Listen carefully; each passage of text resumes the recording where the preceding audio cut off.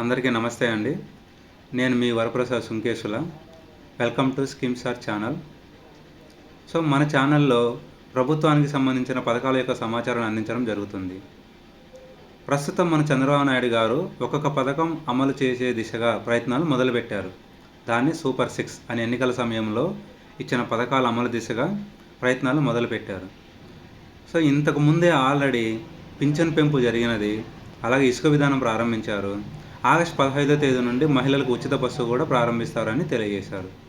అలాగే ఇప్పుడు కొత్తగా ప్రతి మహిళకి దీపం పథకం కింద ఉచితంగా 3 సిలిండర్లు ఇవ్వాలా అని దాని గురించి యోచిస్తున్నారు. దాని విధానాల రూపకల్పన కూడా మొదలుపెట్టేశారు. మన రాష్ట్రంలో 1,30,00,000 మంది రేషన్ కార్డుదారులు ఉన్నారు. ఈ 1,30,00,000 మందిలో ఎవరు అర్హులు అనే దాని గురించి చర్చించడానికి మొదలుపెట్టారు.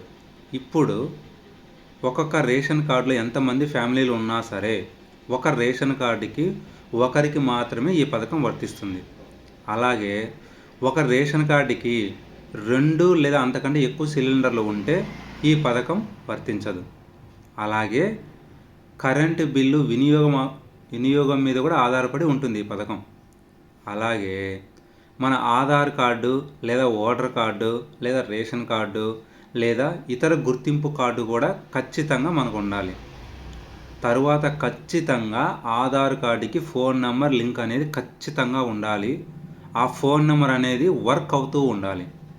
ప్రాథమికంగా ఏపీలో ఉన్న ప్రజలకి ఉచిత గ్యాస్ సిలిండర్లు దీపం పథకం ద్వారా అందించడానికి ఈ మార్గదర్శకాలను ప్రాథమికంగా నిర్ణయించారు. కాబట్టి ఖచ్చితంగా ప్రతి ఒక్కరూ కరెంటు బిల్లు వినియోగం అనేది తక్కువగా ఉండేటట్టు చూసుకోండి. అలాగే మీ ఆధార్ కార్డుకు ఫోన్ నెంబర్ లింక్ ఉండేటట్టు చూసుకోండి.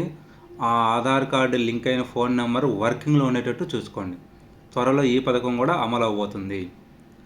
దయచేసి ఇలాంటి సమాచారం కోసం మన ఛానల్ని సబ్స్క్రైబ్ చేయండి, లైక్ చేయండి, కామెంట్ చేయండి.